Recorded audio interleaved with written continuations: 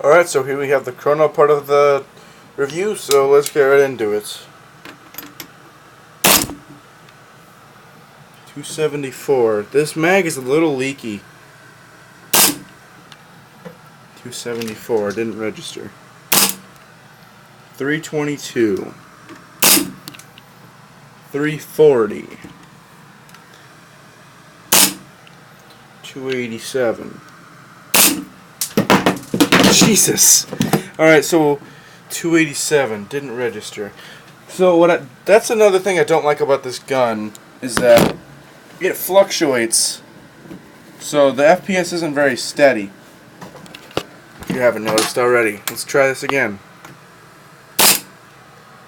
Didn't register. 253. That was the last shot. Didn't register. Okay, so it has around 300 feet per second.